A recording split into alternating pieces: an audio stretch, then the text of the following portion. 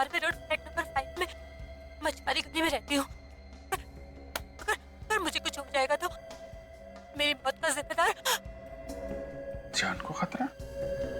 फिर से रिमाइंड करो।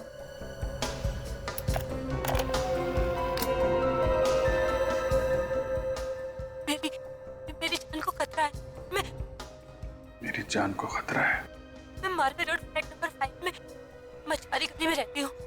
मेरी मौत का जिम्मेदार। Marve road flat number 5। तो फिर से चलो। मेरी जान को खतरा है। मैं मारवे रोड फ्लैट नंबर 5 में मछुआरी गली में रहती हूँ। हाँ सर। तो फ्लैट नंबर 5 मारवे रोड मछुआरों की कॉलोनी के पास। टेप से दो बातें तो पता चली हैं। अंजलि की जान को खतरा था और मरने से पहले उसने एड्रेस बताया था फ्लैट नंबर 5 मारवे रोड मछुआरों की कॉलोनी के पास। देखते हैं कौन रहता है इस एड्रेस में। जी हम सीआईडी से आपसे कुछ पूछना चाहते हैं। माफ कीजिए, हमने आपका नाम नहीं पूछा। मृदुला। मृदुला। मृदुला जी आप अकेली रहती हैं?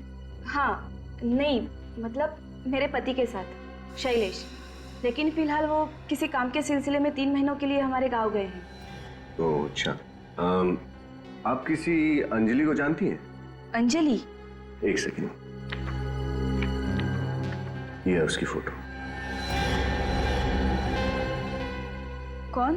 अंजलि एक पत्रकार थे। जी नहीं, एक्चुअली मैं घर से बाहर सिर्फ सब्जी खरीदने के लिए निकलती हूँ। मैं किसी पत्रकार को नहीं जानती। सब्जी भाजी खरीदने जब घर से बाहर जाती हैं तो शायद आपने कहीं इसे देखा हो, इसके बारे में सुना हो। जी नहीं।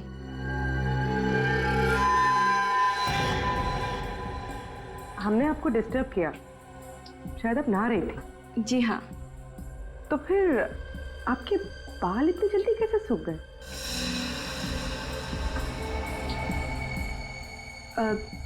जी वो मैं शैम्पू करने जा ही रही थी तब आप लोग आ गए। अब आप लोग जाएंगे तब मैं कर लूंगी शैम्पू। अच्छा, मतलब आप चाहती हैं कि हम लोग चले जाएं? जी नहीं, मगर वो पानी चला जाएगा तो प्रॉब्लम हो जाएगी। नहीं, कोई बात नहीं, हम लोग फिर आ जाएंगे। Thank you.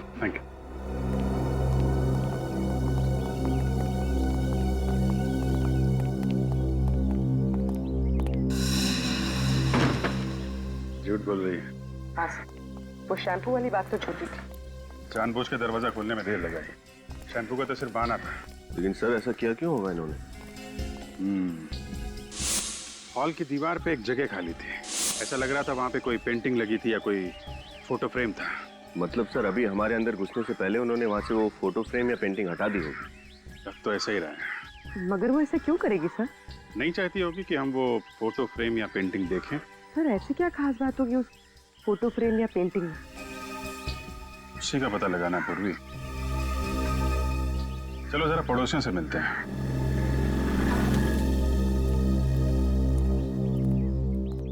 एक्सक्यूज मी भाई साहब। देखिए हम लोग सीआईडी से हैं। आप यहीं आसपास रहते हैं? हाँ सर, ये वाला घर मेरा है।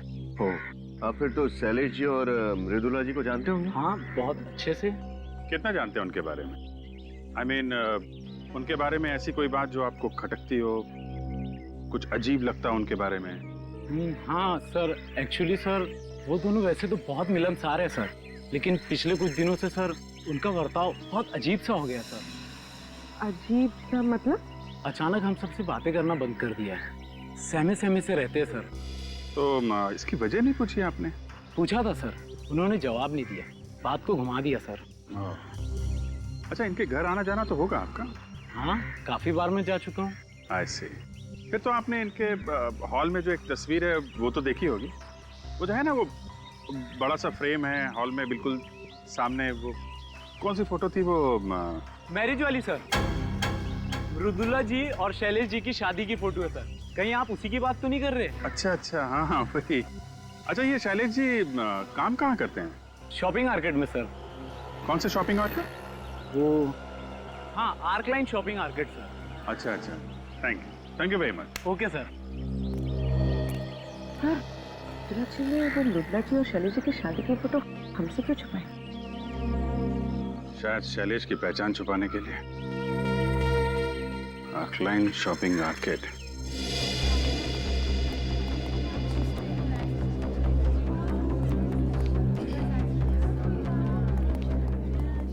Welcome sir. कहिए क्या चाहिए आपको? क्या चाहिए नहीं, ये पूछिए कि कौन चाहिए। कौन चाहिए?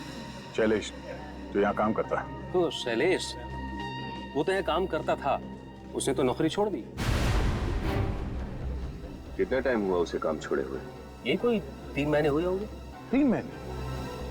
अच्छा, अब इस शैलेश के बारे में कुछ और बता सकते हो आप हमें? शैलेश के बारे में सर जितना कहा जाए उतना कम है। एकदम फर्स्ट क्लास सेल्समैन था सर। कस्टमर से इतनी अच्छी तरीके से बात करता था कि जो कस्टमर टाइम पास करने के लिए भी आते थे वो सामान खरीद लेते थे। जब वो इतना अच्छा सेल्समैन था, फिर उसने यहाँ से नौकरी क्यों छोड़ी? सर वो कह रहा था कि कोई बड़ा जैकपॉट लगा है उसे, अब वो खुद की दुकान खोलना चाहता है, तो इस सिलसिले में उसे कुछ टाइम के लिए गाँव जाना पड़ेगा। उसका गाँव कहाँ है, कुछ बताया उसने? नो सर, ये तो बताया नहीं सर।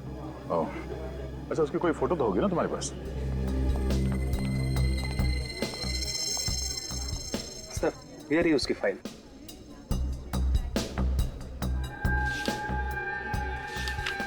ओह, ये शैलेश पकड़ ले इसे सर। नहीं, अभी नहीं, एक और काम करना बाकी है।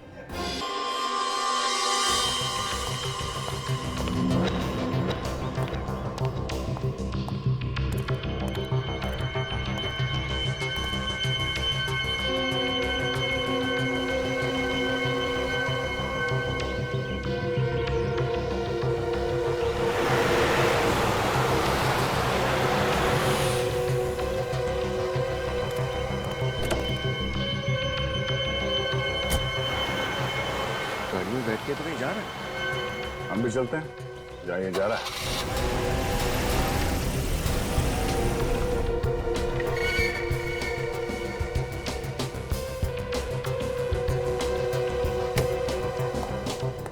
अमन, अब मैं और बर्दाश्त नहीं कर सकता।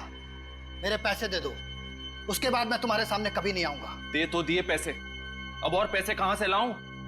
तुम मुझे बेवकूफ समझते हो क्या? मुझे ये नहीं मालूम कि तुम्हारा कौन सा बड़ा चक्कर चल रहा है? अरे कोई बड़ा चक्कर नहीं चल रहा यार, मेरा विश्वास करो। और हाँ, जितने पैसे तय हुए थे वो सब के सब मैं तुम्हें दे चुका हूं। अब मुझे परेशान करना बंद करो प्लीज। तुम बकवास बंद करो, बहुत हो चुका। तुम ऐसे नहीं मानोगे। मिलन, देखो ये गन, प्लीज ये गन मत चलाना। हाँ, तुम गोली नहीं चला सकते। हम शांति से बैठकर बात करते हैं ना। अरे तुम्हें जितना पैसा चाहिए उतना पैसा मैं तुम्हें दूंगा, मैं वादा करता हूं तुमसे। लेकिन प्लीज ये गन नीचे कर दो। हाँ, गन नीचे कर दो। ये बंदूक मुझे बहुत पहले निकाल लेनी चाहिए थी, लेट हो गए। सीआईडी हमेशा ही टाइम से पहुंचती है। हाथ ऊपर कर, हिलना नहीं। गन लाओ। अच्छा हुआ सर आप लोग आ गए, इस पागल आदमी से मुझे बचा लीजिए। घबराने की कोई जरूरत नहीं है अमन, अब तुम्हें कुछ नहीं होगा। शुक्रिया सर, बहुत बहुत शुक्रिया, आप लोगों ने मेरी जान बचा ली। निखिल, हथकड़ी लगाकर हिरासत में ले लो। सर मैंने क्या किया है सर? सर मेरा कोई कसूर नहीं है, मुझे गिरफ्तार मत करिए सर।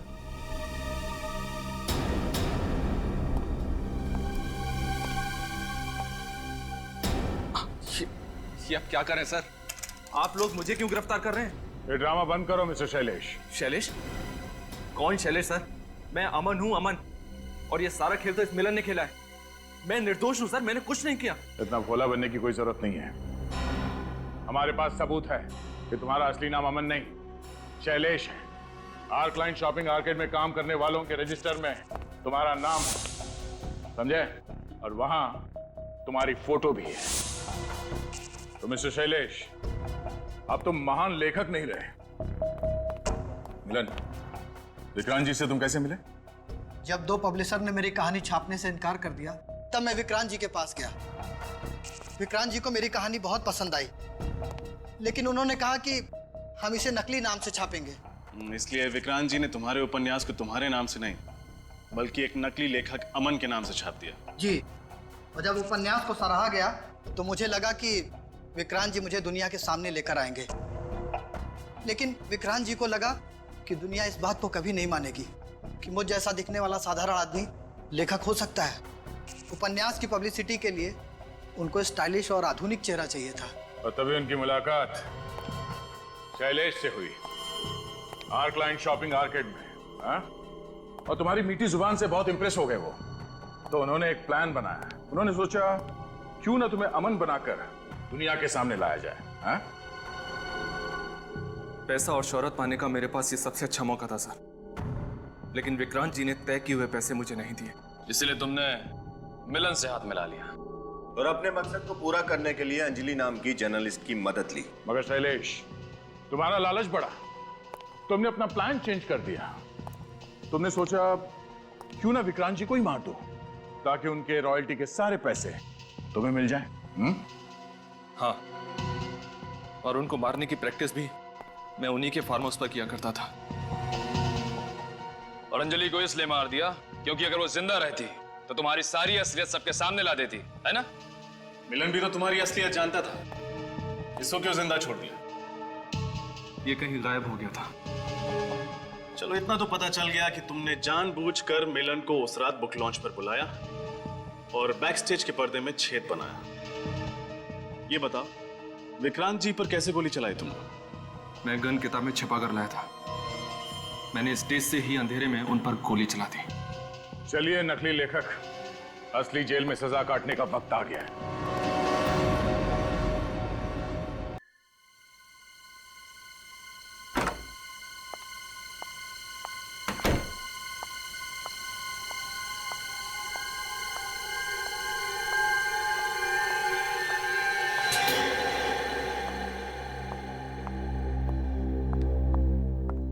हे भगवान,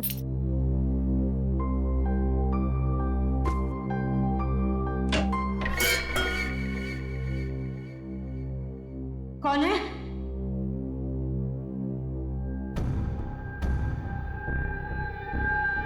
कौन है वहां? कौन है?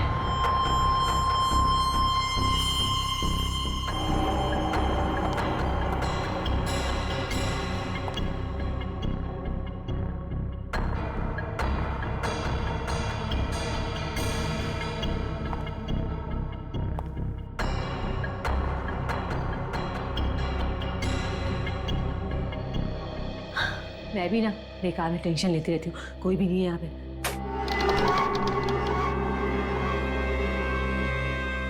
कौन है बेडरूम में? कौन है?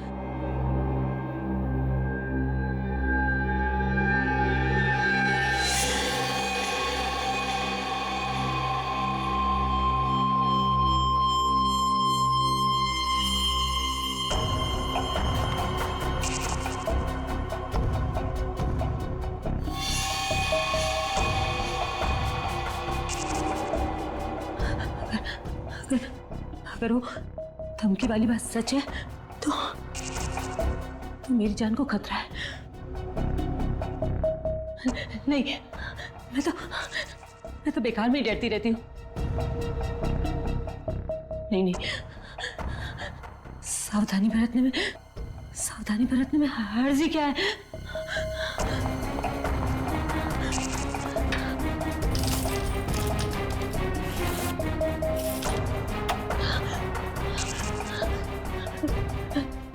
मेरी जान को खतरा है।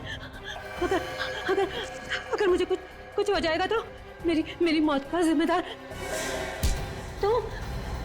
छोड़ो इसे, छोड़ दो मुझे, मैं पुलिस बुला लूंगी। छोड़ो।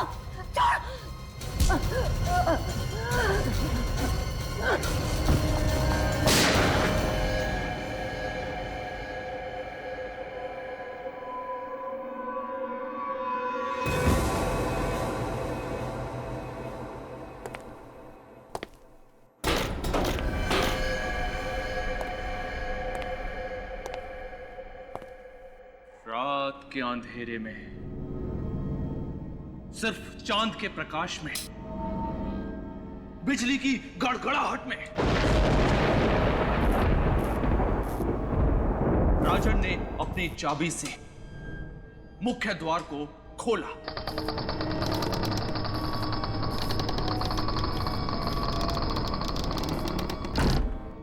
राजन शयन कक्ष की ओर मुड़ा।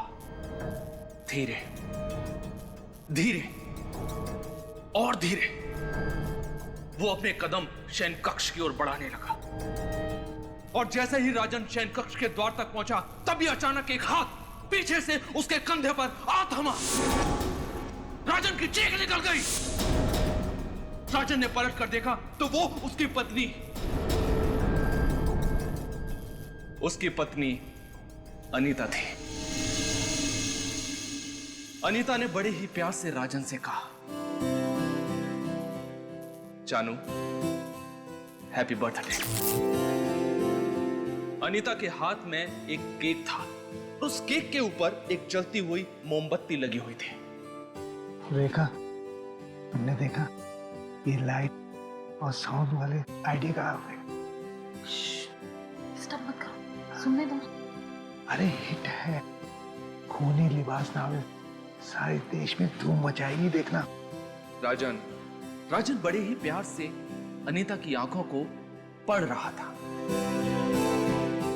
अनीता ने राजन से कहा, ऐसे क्या देख रहे हो? तुम्हें क्या लगा मैं तुम्हारे जन्मदिन को भूल गई? राजन मुस्कुराया। अनीता ने बड़े ही प्यार से राजन का हाथ पकड़ा और उसको टेबल तक ले गई। अनीता ने वो केक टेबल के ऊपर रख दिया। अचानक अनीता ने चाकू उठाया और तेजी से राजन की ओर घुमाया। राजन डर गया। तभी अनीता बोली, जानू, केक नहीं काटोगे? राजन ने राहत की सांस ली। उसने वो चाकू अनीता के हाथ से अपने हाथ में लिया और जैसे ही उसने वो चाकू केक काटने के लिए केक के ऊपर रखा, तभी अनीता चिल्लाई, रोको! राजन भाई डर गया। अनीता मुस्कुराई। अनीता ने कहा, जानू, मोमबत्तियां तो बुझा दो। राजन ने फिर राहत की सांस ली।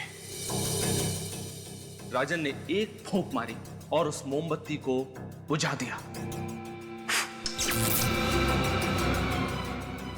उस मोमबत्ती के बुझने के बाद उस कमरे में काला घना अंधेरा छा गया। तभी अचानक एक गोली चलने की आवाज आई और राजन जमीन पर गिर गया।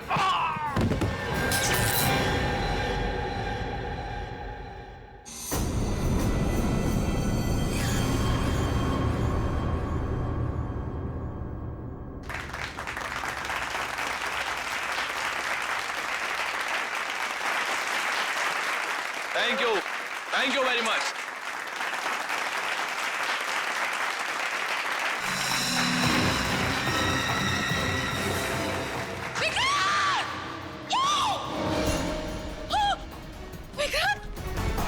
सिक्योरिटी, किसी को बाहर मत जाने देना, मेन डोर बंद। विक्रांत, क्या हो गया तुम्हें? अरे कोई सीआईडी को बुलाओ जल्दी। विक्रांत।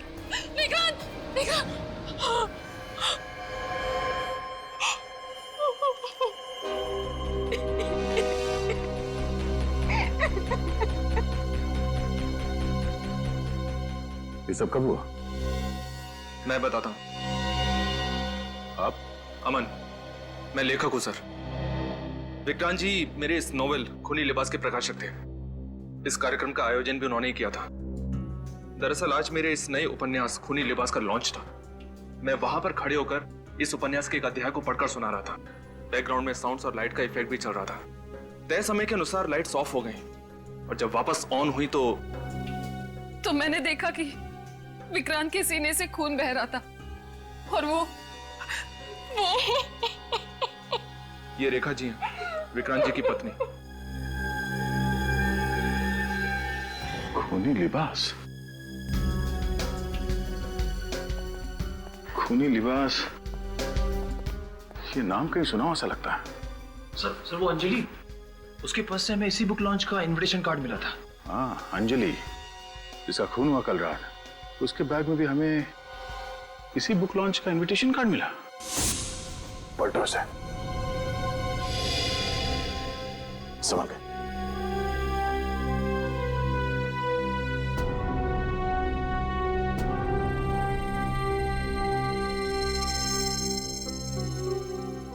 अंजलि का और उस हमलेवर के बीच में काफी हाथापाई हुई थी। निशानों को देख के लगता है कि अंजलि ने अपने आप को बचाने की पूरी कोशिश की थी। हाँ सर, लेकिन हत्यारे ने बड़ी बेरहमी से इन पर गोली चला दी। दरवाजा टूटा हुआ नहीं है, घर की सारी चीजें, सारा सामान अपनी जगह पे है। यानी वो हमलावर घर के अंदर जबरदस्ती नहीं घुसा है, अंजलि ने उसे अंदर आने दिया है। इसका मतलब है कि अंजलि उसे जानती थी।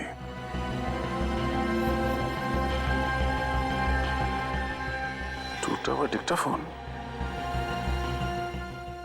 जरूर अंजलि ने इसमें कुछ रिकॉर्ड किया होगा, तभी उस हमलावर ने इसे तोड़ दिया। सर, अंजलि के पर्स में ये आईडी कार्ड मिला है। प्रेस का कार्ड? अंजलि एक पत्रकार थी? हाँ सर, और सर साथ में ये बुक लॉन्च फंक्शन का इनविटेशन कार्ड भी है। इसका मतलब है अंजलि को भी यहाँ आने का इनविटेशन मिला था। कहीं दोनों खून का आपस में कोई संबंध तो नहीं है? जरा पीछे हटिए प्लीज।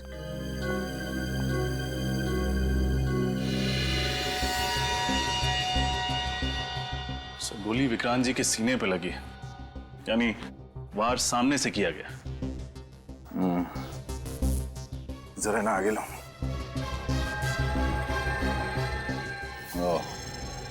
गोली विक्रांत जी के सीने से चीरती हुई पीठ से बाहर निकली और यहाँ चेयर में जा घुसी। सर तब तो गोली बहुत नजदीक से चलाई गई होगी, क्लोज रेंज से। इन्हें नीचे लिटा दो, संभाल के।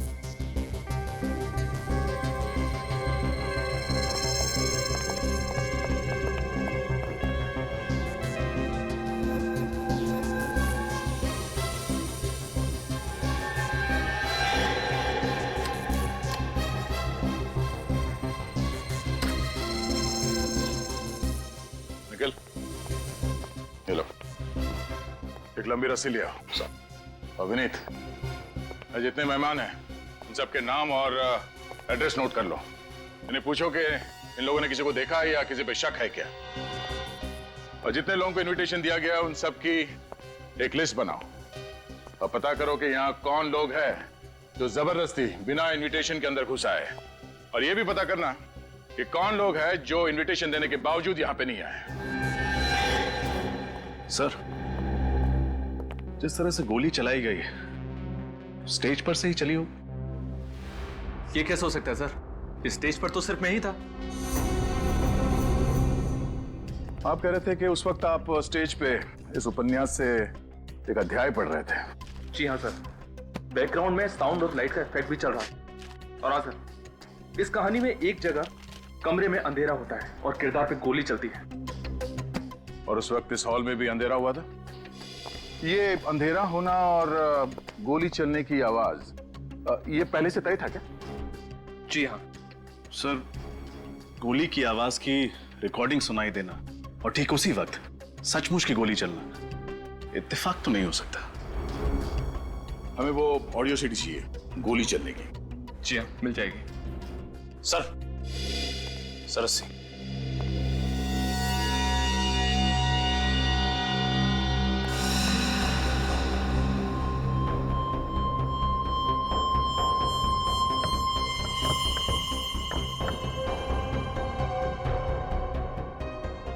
गोली यहीं कहीं आसपास से चलाई गई है। सर, करीब 15-20 फीट की दूरी है। सर, हो सकता है खूनी इस पर्दे के पीछे कहीं छिपा हो।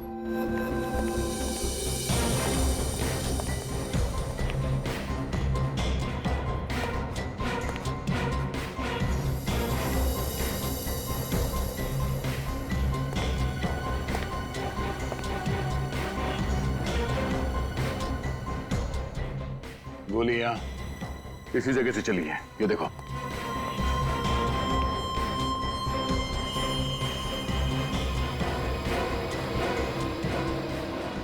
एक मिनट जब हिलना नहीं, हिलना नहीं।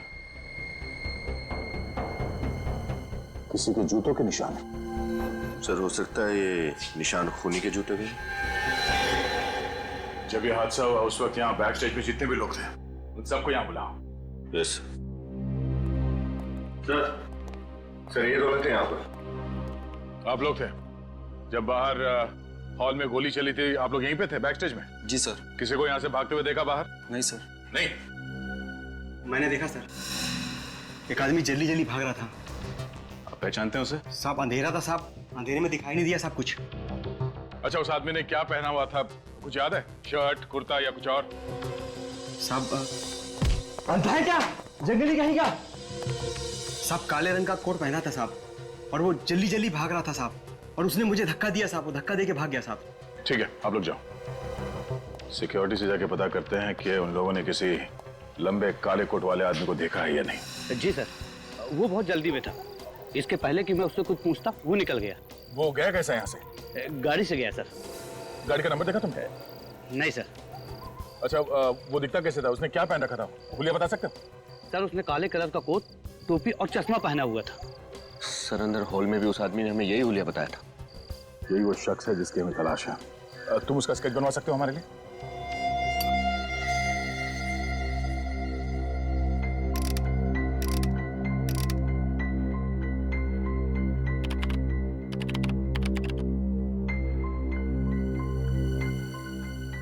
जी साड़ू साहब, कोई खास बात पता चली है क्या? खास बात यह है अभिजीत, ये 2 बुलेट्स आप लोग देख रहे हैं, इसमें से ये वाली बुलेट मुझे अंजलि की बॉडी में से मिली है, और ये बुलेट मुझे विक्रांत की बॉडी में से मिली है, और दोनों बुलेट .32 कैलिबर की गन से चली है। यहां देखो, ये देख रहे हो, दोनों गोलियों पर गन बैरल का एक जैसा निशान है, एकदम आइडेंटिकल। इसका मतलब अंजलि और विक्रांत को एक ही गन से मारा गया है। मिस्टर विक्रांत उस उपन्यास खूनी लिबास के प्रकाशक थे, और अंजलि उस बुक लॉन्च में आने वाली थी मगर पहुंची नहीं। दोनों को एक ही गन से मारा गया है, मतलब दोनों का खूनी कोई एक ही है। मगर एक बात समझ में नहीं आ रही सर, खूनी ने ठीक उसी वक्त गोली कैसे चलाई जिस वक्त फंक्शन के बैकग्राउंड म्यूजिक में गोली चलने की आवाज थी। एक बार वो बैकग्राउंड म्यूजिक सुनते हैं। उसने वो चाकू अनीता के हाथ से अपने हाथ में लिया। राजन ने फिर राहत की सांस ली। राजन ने एक फूंक मारी और उस मोमबत्ती को बुझा दिया। उस मोमबत्ती के बुझने के बाद उस कमरे में काला घना अंधेरा छा गया। तभी अचानक एक गोली चलने की आवाज आई और राजन जमीन पर गिर गया। हाँ यार, थोड़ी मिस हो गई है, फिर से ट्राई करता हूं। सचिन, फिर से मुझे ऑन करना। और उस मोमबत्ती को बुझा दिया। उस मोमबत्ती के बुझने के बाद उस कमरे में काला घना अंधेरा छा गया। तभी अचानक एक गोली चलने की आवाज आई और राजन जमीन पर गिर गया।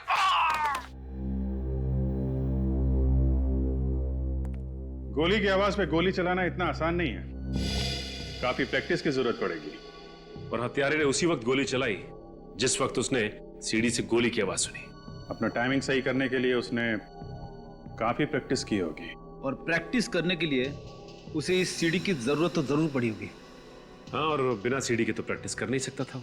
पता लगाओ ये सीडी किस रिकॉर्डिंग स्टूडियो में तैयार की गई है और किस किस को दी गई है।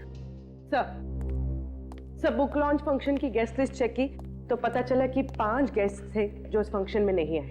अच्छा, और क्यों नहीं आए थे? सर 4 लोगों ने तो पहले ही ऑर्गेनाइजर को इन्फॉर्म कर दिया था कि वो लोग नहीं आ पाएंगे, लेकिन एक गेस्ट ने एन वक्त पर अपना इनविटेशन कैंसिल कर दिया। और वो कौन है? विक्रांत जी की सेक्रेटरी स्नेहा। स्नेहा जी? मैं उस रात वीएन हॉस्पिटल में थी, मेरे भाई का ऑपरेशन था, वो अब भी सीरियस है। आप चाहें तो वीएन हॉस्पिटल जाकर इंक्वायरी कर सकते हैं। मैंने इस बारे में विक्रांत सर को भी बताया था। नेहा जी, ये बताइए कि विक्रांत जी की किसी के साथ कोई दुश्मनी थी, कोई कॉम्पिटिटर उनका? दुश्मन का तो पता नहीं, लेकिन वो कुछ दिनों से परेशान बहुत थे। क्यों? पूछा था लेकिन उन्होंने बताया नहीं। लेकिन हाँ, मैंने उन्हें फोन पर किसी से टेंशन में बात करते हुए सुना था। क्या बात कर रहे थे वो, सुना आपने? हाँ, वो बार बार अमन का नाम ले रहे थे। अमन?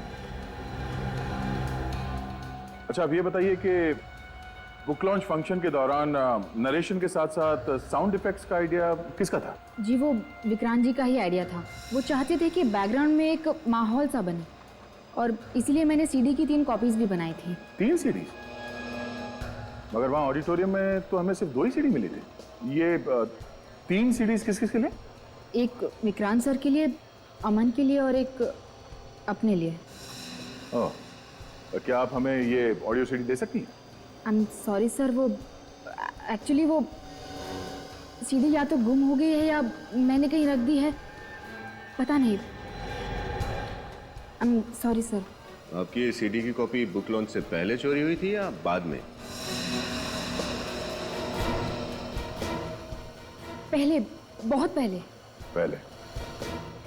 थैंक यू स्नेहा जी। अगर आपसे कोई और सवाल पूछना हो तो हम आपको फिर से तकलीफ देंगे। Thank you. सर ये तीसरी सीडी का राज क्या है? समझ नहीं आया।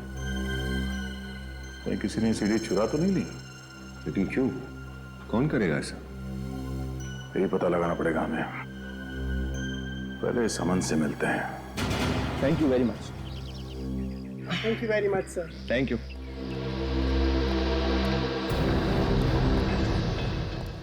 अरे सर, आप लोग यहाँ? हमें पता चला कि आप पत्रकारों को इंटरव्यू दे रहे हैं, तो सोचा लगे आज क्यों ना हम भी कुछ सवाल पूछ लें आपसे। क्या बात करें सर, एक जर्नलिस्ट को जवाब देने में और सीआईडी ऑफिसर्स को जवाब देने में बहुत बड़ा फर्क होता है। हाँ, फर्क तो होता है। पत्रकार को जवाब देने से मना किया जा सकता है, पर सीआईडी ऑफिसर्स को जवाब तो देना ही पड़ता है। क्या बात है दया सर, आपको तो एक लेखक होना चाहिए था। नहीं, मैं इसी में खुश हूँ।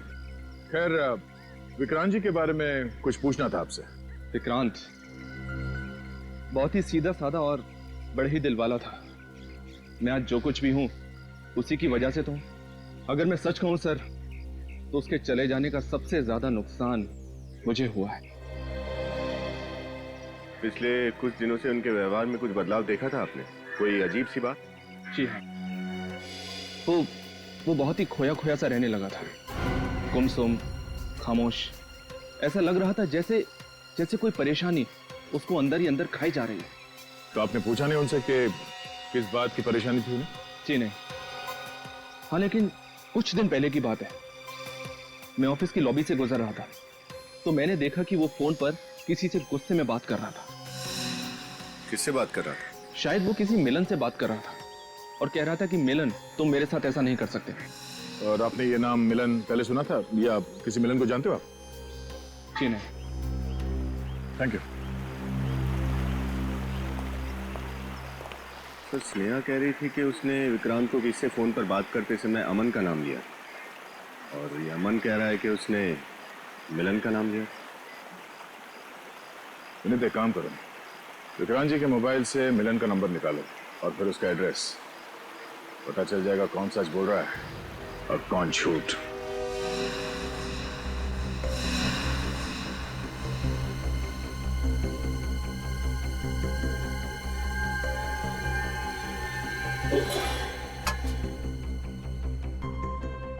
फैन चल रहा है, अलमारी खुली हुई है, खाना वैसा का वैसा है, खिड़की भी खुली हुई है। मतलब ये जल्दी जल्दी में भागा यहां से, तो जरूर हमारे लिए कुछ छोड़ के गया होगा। चेक करो घर को।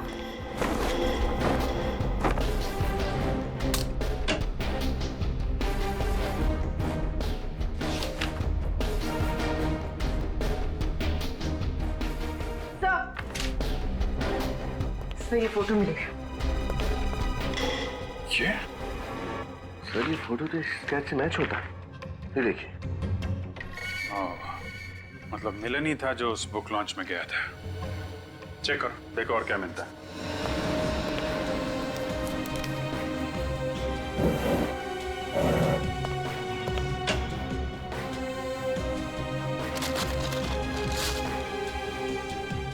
सर,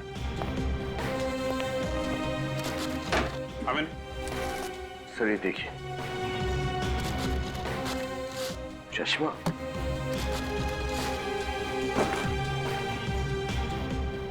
हाँ, वॉचमैन ने भी बताया था ना, गोली चलने के बाद जो आदमी गेट से निकला था उसने यही पहन रखा था, काला कोट, चश्मा और हैट।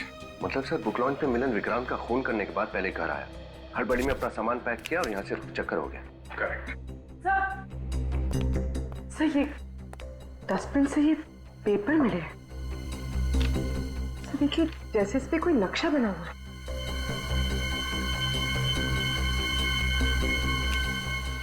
नक्शा ही लग रहा है। जोड़ो इसे।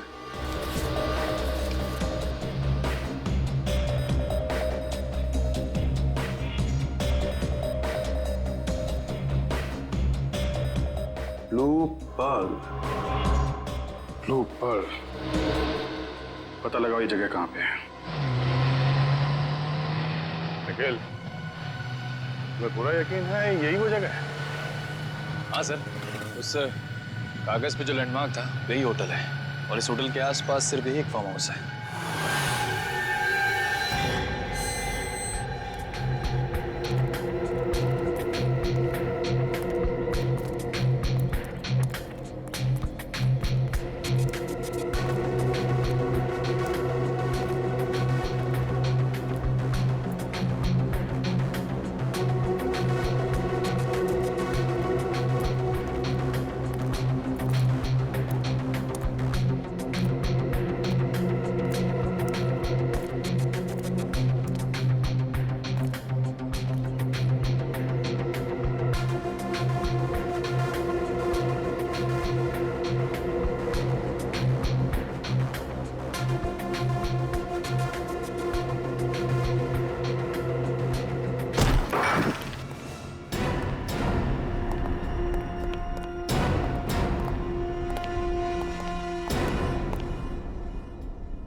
निखिल, अंदर कमरे की तलाशी लो।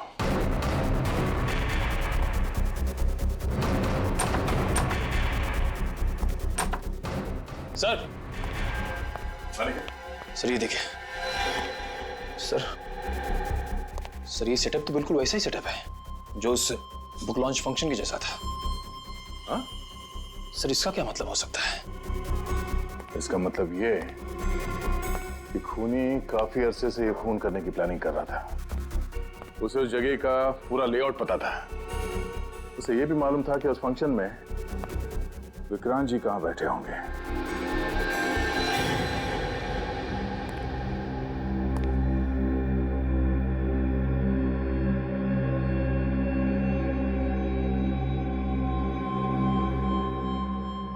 सर ये देखिए, ये गोली बिल्कुल वैसी गोली है जो हमें विक्रांत जी की लाश से मिली थी। हर एक छोटी सी छोटी बात को ध्यान में रखकर उसने कत्ल करने की साजिश रची है। पता नहीं कितने दिनों से अपने इरादों को अंजाम देने में लगा पड़ा था वो। ये टारगेट प्रैक्टिस, ये देखो, ये गोलियां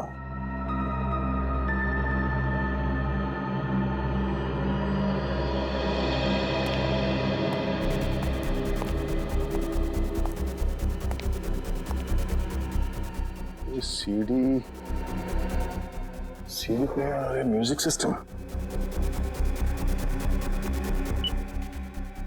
राजन ने एक फूंक मारी और उस मोमबत्ती को बुझा दिया। उस मोमबत्ती के बुझने के बाद उस कमरे में काला घना अंधेरा छा गया। तभी अचानक एक गोली चलने की आवाज आई। ओह, सर लगता है वही सीडी है जो मौका वारदात से गायब हुई थी। हाँ, ये वही सीडी है और इसी सीडी की मदद से उसने अपना टाइमिंग एकदम परफेक्ट रखा। जैसे ही सीडी में गोली चलने की आवाज आई, उसने अपने गन से गोली चला दी। और इस टारगेट को देखो, ये इतने सारे छेद हैं। यानी टाइमिंग परफेक्ट रखने के लिए उसने बहुत प्रैक्टिस की थी, टारगेट प्रैक्टिस।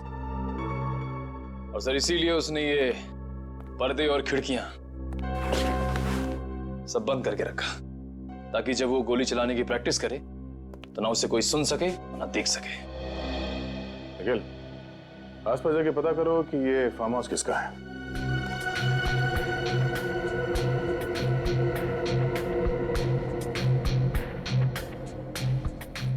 शेल।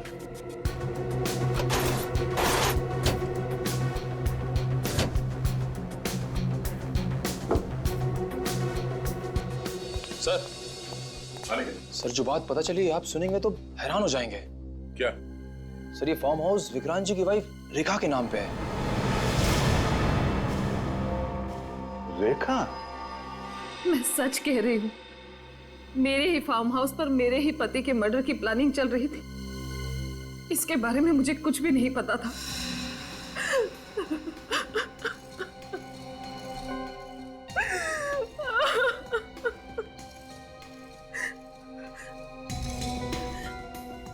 अगर मुझे पता होता तो क्या मैं अपने पति को बचाती नहीं? क्या मैं सीआईडी को इन्फॉर्म नहीं करती? ये फार्म हाउस की चाबी किस किस के पास रहती है? एक चाबी मेरे पास रहती है और दूसरी विक्रांत के पास रहती थी। जब भी उसका मन करता था वो वहां चला जाता था। मैं तो काफी अरसे से फार्म हाउस पर गई नहीं। अच्छा, विक्रांत जी ने कभी आपसे किसी मिलन नाम के आदमी के बारे में कुछ कहा था? नहीं सर, ये नाम तो मैं पहली बार सुन रही हूँ। क्या आपने हाल फिलहाल विक्रांत जी के बर्ताव में कुछ बदलाव देखा? हाँ, काफी समय से विक्रांत का बर्ताव अजीब सा हो गया था। वो कहाँ जाता है, किससे बात करता है, कभी कुछ नहीं बताता था। सुबह भी जल्दी निकल जाता था और रात को भी देर से लौटता था। तो आपने उनसे पूछा नहीं? बहुत बार पूछा, लेकिन उसने तो मेरे सारे सवालों का जवाब देना ही बंद कर दिया था। जब भी कुछ पूछो बस चुप रहता था। ठीक है रेखा जी, अभी आप जा सकती हैं। जरूरत पड़ेगी तो आपको दोबारा बुलाएंगे।